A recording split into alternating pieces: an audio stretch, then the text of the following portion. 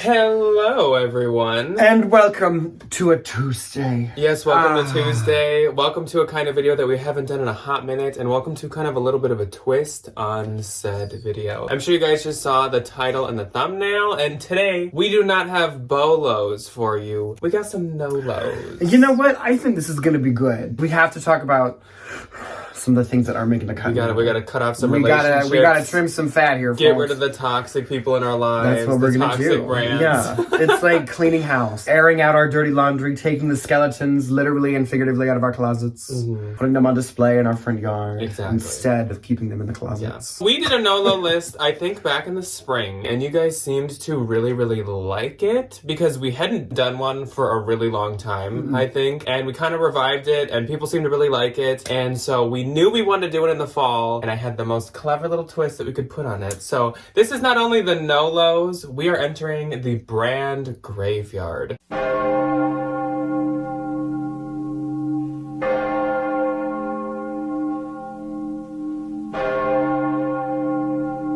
To make it fit kind of like our fall video time, I think it's fun to do the little like brand graveyard twist. Yeah. Oh, this is gonna be a good time. So that's what we're doing today. Now, if you're new here and you missed the last NOLO, or if you don't even know what a bolo is, a bolo stands for be on the lookout. So when you're thrifting or sourcing for your business, these are things to look for, keep them in mind, maybe good write brands, them down, memorize what the different tags look like and stuff. NOLOs is kind of a twist because NOLOs doesn't just mean that it's something not to buy. There can kind of be a lot of different things that go into a NOLO brand, but really what a NOLO is a brand that used to be good, or for certain reasons should be good, should be something to pick up, but it's not. Either it's fallen out of grace, or it just never has been good, even though like retail prices point towards it having value. Yeah. It doesn't. So they used to be really popular. They've kind of fallen by the wayside now. I think that's the biggest one. With each NOLO, we will kind of explain like if we would pick it up at all, whether that be at the bins or anything like that. Did we ever like to sell it? Why do we think it doesn't do well? Has it done well in the past and now it doesn't? We'll kind of like break each one down. Also, this is not us saying that we have a personal hate for the brand or anything. We'll tell you if we do. Some of them are literally our mothers, are big shoppers of a couple of these brands and big fans of them. Oh yeah. And if they do good for you, by all means, continue to pick them up. Don't listen to me. That's absolutely. Fine. This is my opinion. Yeah. That's my opinion! That's my opinion! NOLOs don't take as long to talk about because we don't give like the history and all that about it. So we actually, instead of 10 for you guys, like we do with bolos, we have 20 for you today. Ryan's gonna start us off, and then we will take turns telling you what brands that you maybe should second guess and think about before you put them in your cart to resell. The first one that we are going to talk about is everybody's favorite. I personally love the feel of this stuff. It just doesn't sell as well as it used to. It is Barefoot Dreams.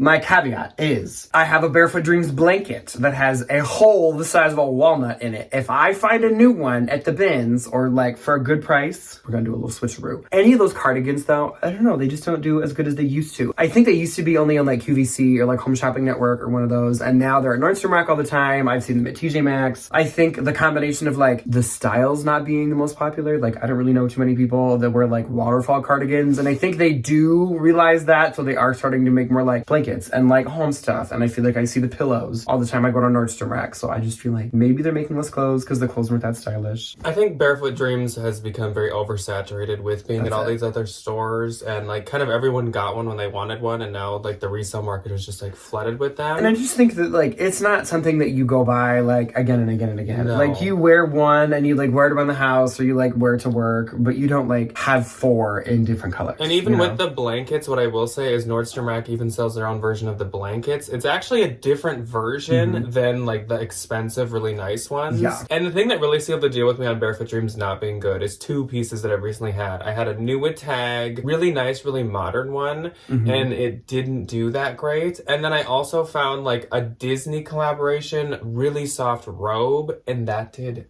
dreadfully terrible. So like having those 2 experiences, I was like, Barefoot Dreams is KO, clearly. Yeah. Because I I would feel still like, pick it up at the bins. oh yeah. And then, like, not just listed for a ton. And with a lot of them, I would lean more towards consigning them now. So the next brand is one that actually has been pretty bad for a while, and it's actually kind of two brands, plus I have a little bonus to go with it as well. So this one's pretty loaded. It's like but a it is full meal. Yeah, it is Derek Lamb 10 Crosby.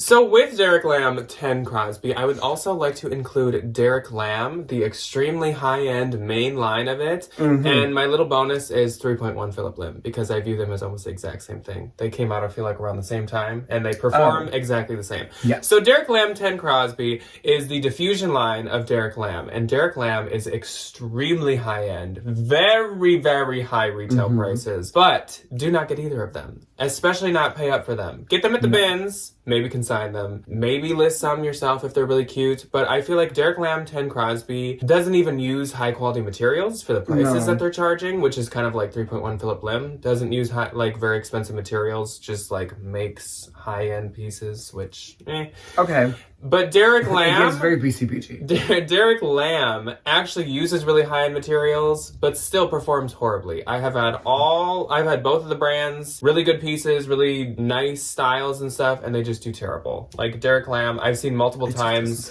and a situation where I could pay up to sell it, and like the retail price is $1,000 on the dress, but the performance of the resale is just like $80. Maybe. Well, okay, so I would like to speak on that. The last time we were at our local Marshalls, they had this like designer dress section, and it was all just like mainline Derek Lamb stuff, and like the price tags were like $300, $400, $500, $600 on some of these dresses, and they're like $40 to $80. So maybe that's it. Maybe if it's at TJ's. But Derek Lamb 10 Crosby, I would say, has been for a long time something not to get. But I also just wanted to warn you guys that if you find Derek Lamb, it also does not do very good. Again, at the bins, totally get it. Otherwise, probably no. The next one is one that if my mother is watching, she's going to reach through this camera and choke me out. Shut off the computer, Janet. Shut it off. Is one of her favorite brands, and I know she's going to be sitting at home going, no, what do you mean?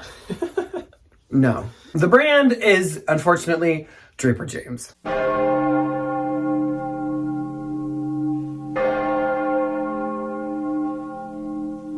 It's Reese Witherspoon's brand. It's actually really cute stuff. It's made with like decent materials. It's kind of just like a mall brand kind of a situation. They have some pieces at Nordstrom, I've noticed. They used to have a store at the Mall of America. They no longer do, telling. But it's not that, I'm trying to find the right word for it. It just doesn't garner the attention that I feel like it did when it first came out. It has the charisma, the nerve, and the talent, but we don't have the uniqueness. uniqueness. We do not have the uniqueness. Well, and I think like they have started to do some pieces with like Kohl's. So I think like most people now are like the stuff that I keep seeing is very much, oh, it went to Kohl's, okay.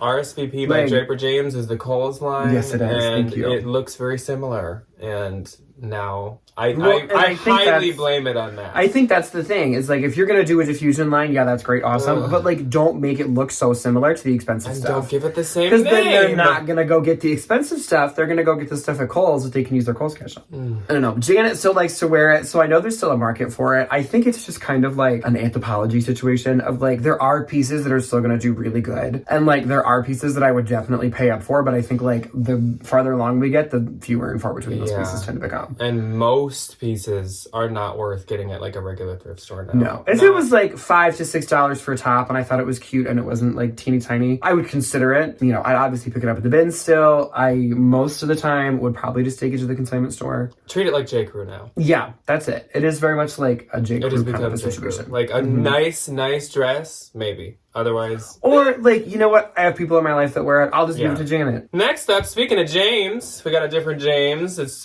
James and Elizabeth, otherwise known as... James and Elizabeth. Elizabeth and James.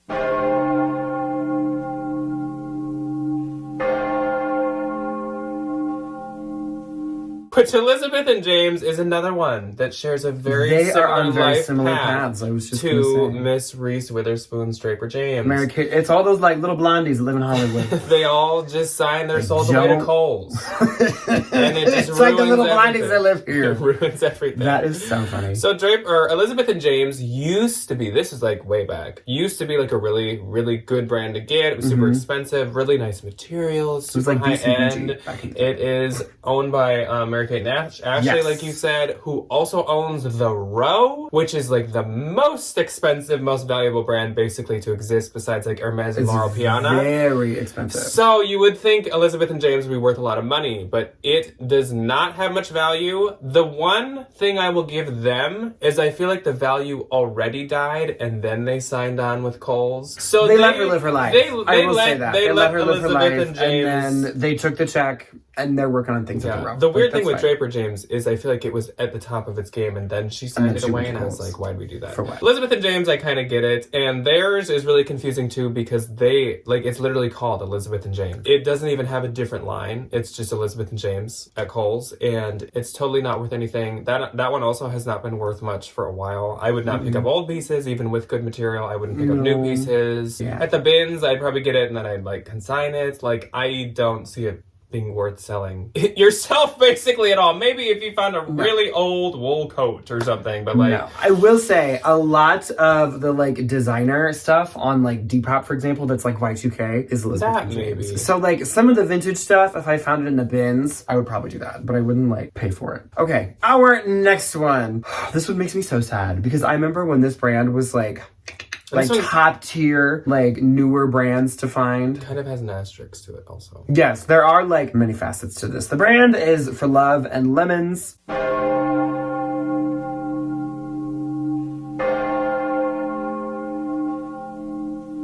For Love and Lemons has 3 predominant kind of like spheres. The first one is lingerie. The lingerie is fine. Lingerie is still so expensive. Grab the lingerie. Pick the lingerie up. Even the Victoria's Secret pieces. Grab them. Yes. They don't make a ton of it each time they release it. So like more often than not, that part of the company is still very like sought after. If not, like if you find it in the bins or if you find it at Goodwill, what's a bra at Goodwill? Like $1 and you can sell it for $40-$50. So like absolutely. The lingerie is fine. The one thing that I will say that also would do quite well is the little bit more formal pieces. So kind of like Love Shack Fancy, they have like a little bit of a bridal section or like a little bit of a section on the website that is like things that are a little bit more substantial. Yeah, like event dresses. That kind of stuff, just because they're so ungodly expensive and they make like 5, pick those up. The main body of most of the clothing is kind of where we have fallen by the wayside, unfortunately. A lot of the dresses that I used to be able to sell for like upwards of $100, you can't even list for like $50 to $75 anymore. I think it's just people have found other brands and it's just not as trendy as it used to be, I think. They're another one that falls under the materials and quality don't match the price tag. The lingerie is still really like well made. Yes. Most of the clothing, it's just not as good quality. Yeah. Like it's ripping all the time, which I feel like I never used to see. And the dresses are just like polyester. Yeah, it's not like that big of a deal anymore. Yeah. Next up is a brand that I'm sure basically everybody knows, and that is Frame. How could you?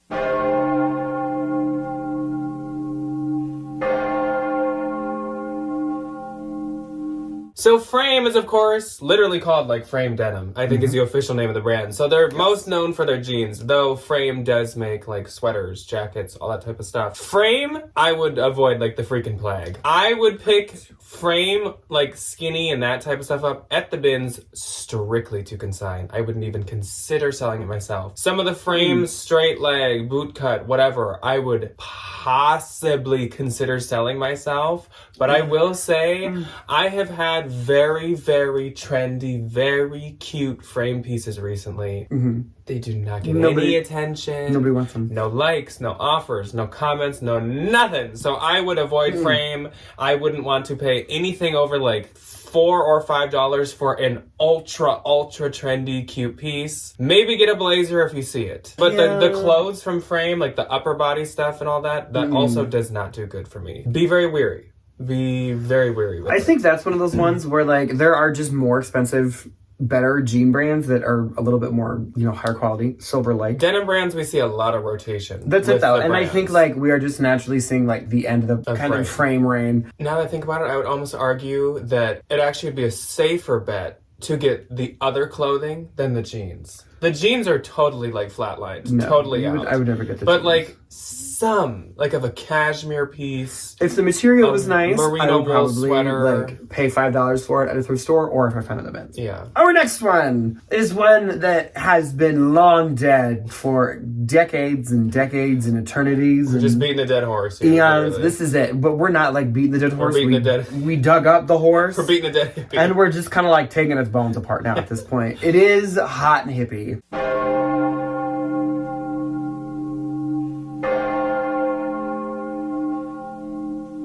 Hot Hippie, I have no idea when it started. I remember when I first started reselling and I found Hot Hippie pieces, I would be like, oh, like a $50 bread and butter find. Like it used to be like, okay, nothing amazing, but like, okay. Now I would literally go, look how ugly this is, and I put it back in the rack. Look at this dumb thing.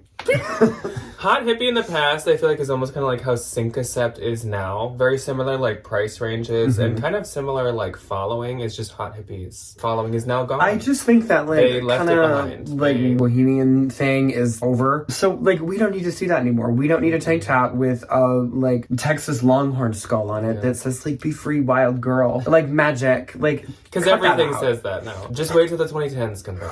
Hot Hippie will be like, hey. Oh my gosh, she's gonna do like a diesel resurgence. How y'all doing? How y'all doing? Next up might be a shocker to some, and this one kind of has an asterisk to it as well, though the majority's not good. So I'm talking about Kate Spade. Katie Spade.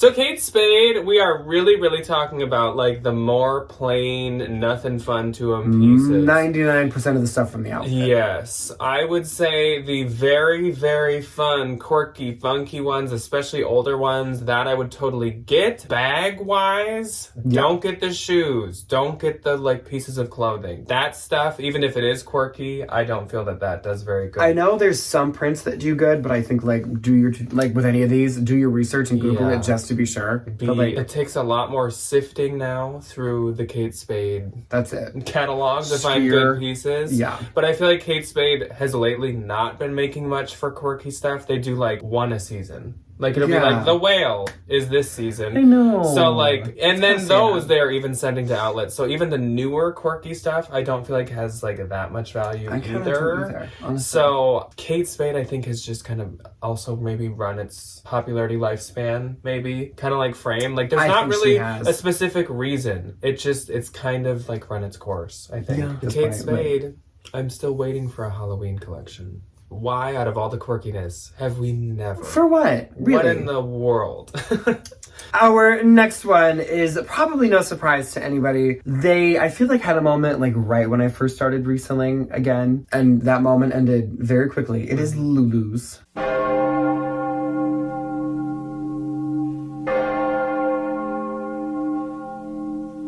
They are that like really big online dress company where you can find like 1,000,001 dresses and they're all like, you know, really kitschy and really whatever. And I think they're just like everywhere. Like everybody buys them all the time and they buy 3 or 4 of them and then they just take them into Plato's Closet. Lulu's, I will say though, there are some people in the reselling community who still swear by selling it. So I know that we might be like throwing some people off here. I think it's just a good bread and butter. Beth, I think, put it in her top 10 brands to sell. Bread and butter. So like this is just our own personal experience. Don't like nobody chase us with like pitchforks and like no, please don't Frankenstein torches. me. Lulu's has never done good for me, really. Maybe way back when we started, it was okay. Like I'd get it for cheap, but to me, I've never really liked it. I've never really understood like the big woohoo about Lulu's. It just like it doesn't perform that well. You know, I like so oversaturated. It is very oversaturated. I don't think it is necessarily bad for me. I just think a lot of the time thrift stores mark them up so high because they're new with tags. They're always yeah, I know. Because I think you can't return. Yeah, if you take the tag off or something like that. No, I think you just can't return at Lulu's. I'm pretty sure that's why it's like always new with tag. I'm pretty sure I've read that before. That's ridiculous. It's kind of wild. That's so stupid. If I find them in the bins, I'm like, okay, there's $20, but it's not like I'm gonna go to Goodwill and pay like the $20 I want for one. Lulu's also, I think they were like one of the OG online fast fashion stores, and now there's a million, unfortunately, and they all make the same stuff. And also everyone's like, oh yeah, we don't have to pay over like $10 for fast fashion dresses. It's so sad. Yeah. Next up is a brand another one that I feel like has maybe been kind of like on the DL. the bad side of the reselling community. She's on the dark side of the moon. Is Millie.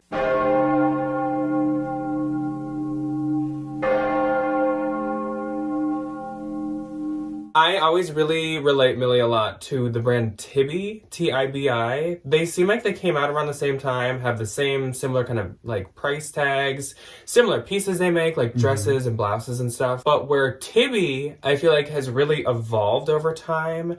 They make all kinds of really trendy things now. They make like ruched Y2K dresses now. Yeah. They very much like know the trends and evolve with it. Millie, I feel like, has not evolved. Maybe they were evolving up until like 2015. But since then, I feel like it's just kind of like formal, more boring, almost like Calvin Klein dresses that you'll see at like Macy's. Just very like... It's not cute. It's not innovative. It's not like, trendy to be charging the prices that they have. Like if Millie started a line at Kohl's or something for like $80 a dress, that I could believe. That I'd say that's fitting. I'd be like, I could see that.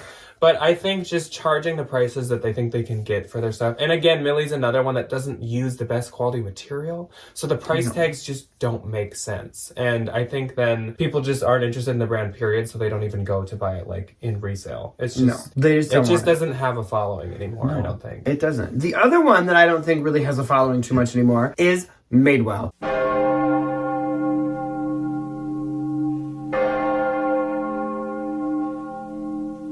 The glass shatter and the woman screams in the Madewell, I feel like, has been teetering in this weird, like, do I pick it up? Do I not pick it up? Like, do I get it?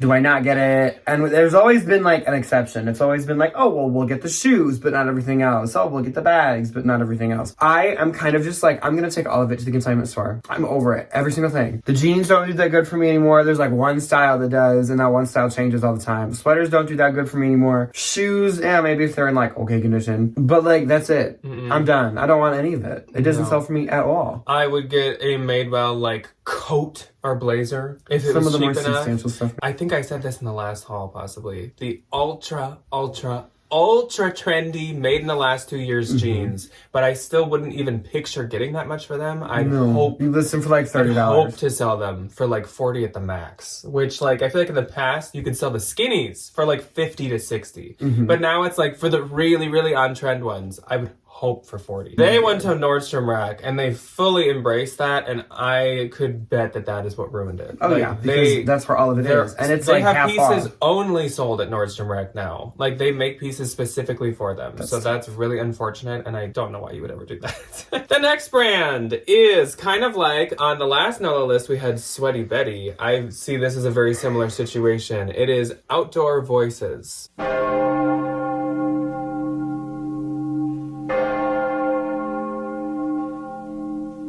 So Outdoor Voices is an athletic brand. I think I don't know if it was started by a celebrity, but it was worn by tons of celebrities back in maybe like 2015 to 2017, 18 type time. It was just your average kind of athletic wear. Athletic wear is a lot like jeans, where I feel like you see the brands just, they come and they go. Quickly. And kind of like Sweaty Betty, Outdoor Voices, I wouldn't say there's anything wrong with its quality. I wouldn't say that they've like lost trends. I just think the brand, once again, has like run its lifestyle. Yeah. And honestly, there's almost nothing from Outdoor Voices that I've been able to sell for a long time. The only thing is that little tiny backpack trendy pair of leggings. It was like a pair of leggings that had a mini backpack attached. I was able to sell those very recently, but those were like still in the store. I think they were a TikTok thing, like a TikTok trend. Otherwise, nothing.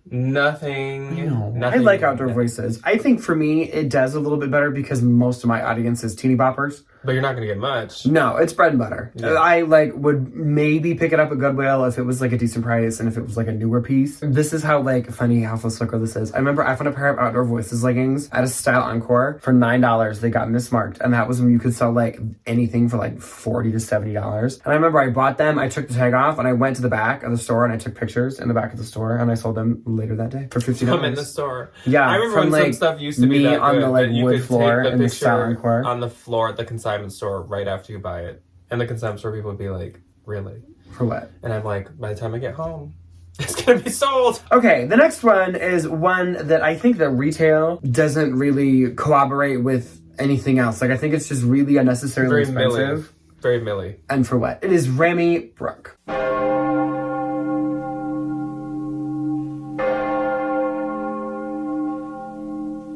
Remy Brooke, I think, is also one of those cases of, I feel like I see it at TJ Maxx. I feel like I see it at Nordstrom Rack all the time, and it's like 70% off retail in some clearance bin. And like, I just don't think people like it. I think the styles that I see, I'm just like, ew. Like, nobody's gonna wear this. Remy Brooke is a lot like Millie, where, again, I don't think they've kept up with, like, the trends. I'm sure if you went to their website right now, like, there's a couple pieces that are, like, modern and trendy, whatever, but for the most part, I don't think so. The stuff that you see in the store and stuff, like at Nordstrom, I don't look at it and go like, wow, look how trendy that is. I'm like, what is that? So I think Remy Brooke is just not another one, just ran its life. No, like she's I don't done. I don't think That's that okay. went to a bunch of discount stores. Like, yeah, maybe you can find some at Nordstrom Rack, and you can probably find it at like Runway TJ's.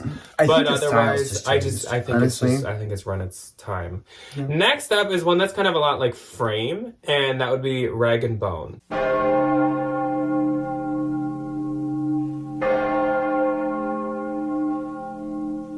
Kind of like Frame, literally almost exactly like Frame. I would not pick up any Rag & Bone jeans, basically at all. Maybe for ultra cheap, but I would not pick it up to resell at all. Unless, however, I would find them in the bins and then take them to the store. Yes. But then clothing-wise, I think is maybe your safer bet, though still, I would not pay much. If I found like a Rag & Bone blazer or coat, that's a different story. But if you're having a sweater, if you just have like a plain colored dress, which most of their stuff is just single color and pretty plain, like a plain top, like it doesn't do good. It hasn't done good for kind of a while. No. Some of the shoes maybe will do better, though I will say I've had some shoes that I've paid up just a smidge for, like $20-$25 for Rag & Bone.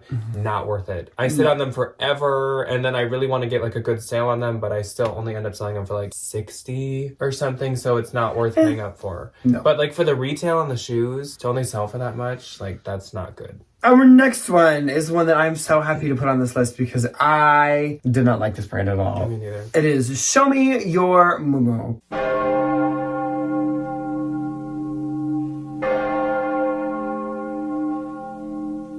And Show Me Your Mumu used to be like, oh my god, I found a Show Me Your Mumu piece. Like, I am in the money. And then they came out with that god-awful cockroach robe that was in every single FabFitFun box, and everybody and their mother ordered like 9 of them. And so they are literally everywhere. Those robes haunt the inside of my dreams. Some of our thrift with us, I have went to like a Savers or a Goodwill and seen 3 or 4 in one Goodwill. Happens all the time. Same with the Spiritual Gangster Happens one. all the time. Cut it out. Stop it. I just like, again, kind of like with Elizabeth and James or some of the, or like Hot Hippie, that kind of like pseudo bohemian. It's just not on trend. It's just not. It still exists. There's still people. There are still people, but I don't think those people are like going out to like go buy the new Show Me Your Mumu stuff. Like, I think it's being the same as like what you can get at Target. Yeah. You know, like I just think that kind of style, thankfully, it has kind of faded away. And Show Me Your Mumu also is one that makes like gowns and bridesmaid stuff, and that also does not do good. No, they do terrible. That used to be the one asterisk on Show Me Your Mumu was like, oh, but like the bridal bridesmaid stuff does good. Pretty good. Not anymore. Nope. None of it. Nothing. Next up is one that's probably gonna make people go, but Teeks.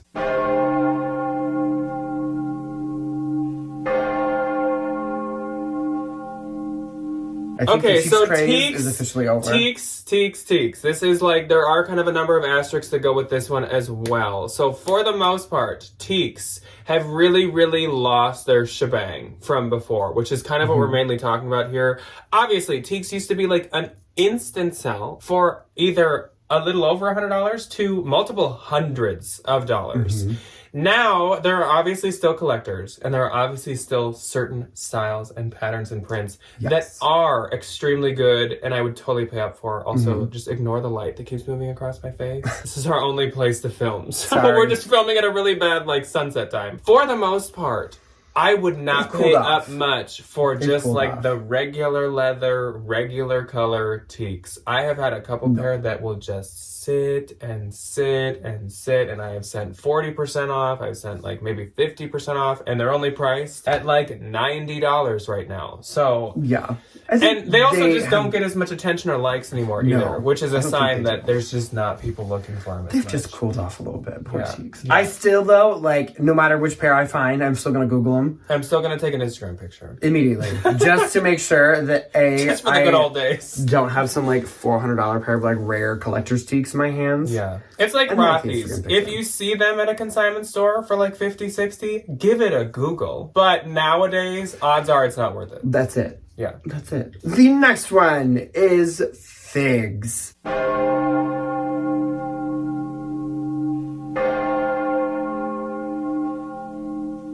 Figs, if you don't know, is like a scrubs company, and they used to be really popular, and I think they were kind of like designer scrubs or something. I'm sure they still are. Just don't sell. They just don't sell.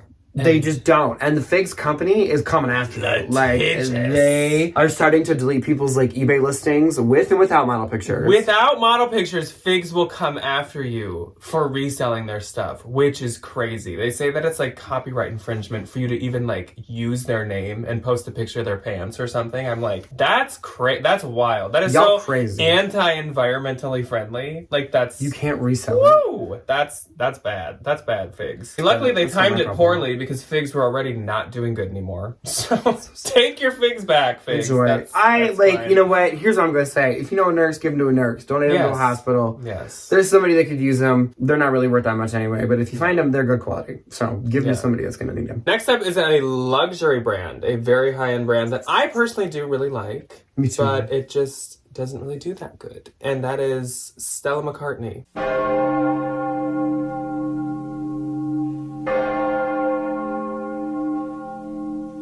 So no, I am not just talking about the Stella McCartney Adidas. That is also, leave it. Don't pay a dime for that stuff. If you're gonna get the Stella McCartney Adidas stuff, maybe get it at the bins and consign it. Do not even look at it otherwise. It is terrible. But Stella McCartney, main line, luxury line, runway line, designer line, does not do very good. Not even the stuff that used to do good. So Stella McCartney, I do really like myself. There's a lot of really cute pieces that she makes, and there's certain collections that I've really liked of hers. Like she's had a Jaguar print one. She's had a couple Halloween pieces. She has a Disney collab. Disney. That's really cute. But she used to have these platform and wedge sneakers that would do really good. They do terrible. She used to have these platform kind of sandals that would do good. Those do not do good either. The Real does not mark any of her stuff high. They mark her dresses at maybe 60 to 80 while they retail for 2,000, and they mark her blazers at 125 while those retail for $2,500. So it has no value, and she's possibly another one that literally has just run its course. I feel like she's kind of had the same lifespan as Kate Spade. Yeah. Back in the early 2010s. Top of the game, top of the world.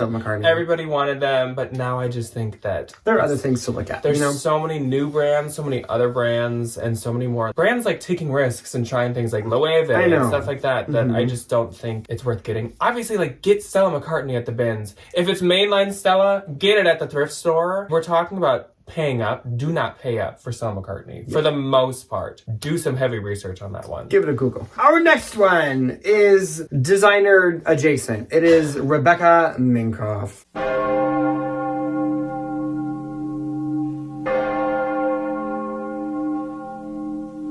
I have not wanted to pick up Rebecca Minkoff bags for years. Or shoes or clothes. Any of it. Any of it. She's just so diluted. She's in every single TJ Maxx and Nordstrom and Nordstrom Rack and Marshalls and all these other probably little... Target, Walmart, Kohl's. Somewhere. The boutique down the street, Quick Trip and Casey's gas station stores. Her stuff just doesn't do anything anymore. Her clothes are terrible quality. Her bags, I feel like the leathers have also gotten really chintzy compared to what they used to be. Her leather used to be really nice. I think that was the only reason people liked them, and now it's not. They're not nice at all. And she has never changed styles, really. Ever. It's the same, turtle shell looking backpack with the big buckle hook.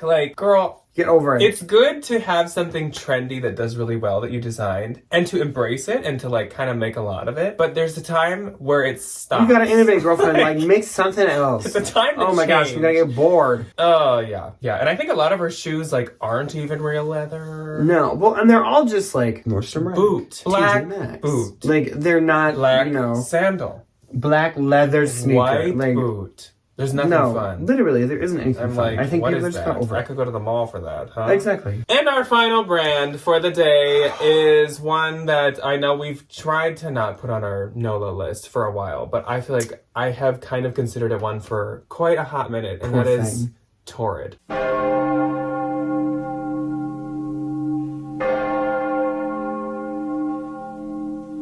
So the thing with Torrid is like Torrid is just a mall brand. Mm-hmm. It used to be great to pick up. It would sell really, really well. I think they're making really cute styles, and obviously they're so size inclusive that's fantastic. Yeah, that's good. But I think more brands, which is great, are becoming size inclusive. So Torrid isn't the only store. There's more options for plus size people. Mm-hmm. And so I think it's just like, it's losing that edge that it used to have. Mm-hmm. And again, being a mall brand doesn't give it much value. No. And I think it's finally reaching that point where people are realizing that like, oh, I can go buy a Torrid t-shirt for $10. Like, why am I going to go buy one on Posh for like $30 when I can literally just go to Torrid and get one for $10? I think like also there are just other plus size stores that are catering to different styles. Yes. Which is nice, you know, and I think that like what is that other new, people are Arula?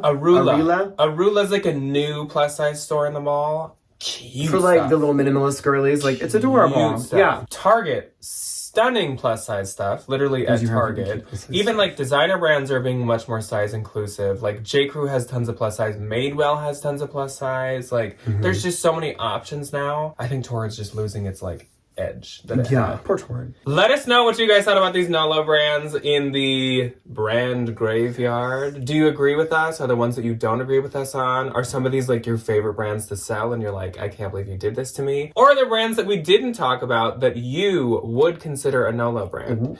Please let us know. And we will definitely do one of these again in the future if you guys like this. Otherwise, I will see you guys on Thursday for part 2 of the haul from the bins. I will see you on Saturday to talk about the things that I may or may not have sold this week. Yes. Or if you miss Ryan really bad, he will pop in to the Friday video on the second channel as well, if that interests you guys. Yeah. So we will see you when we see ya. Goodbye. Goodbye.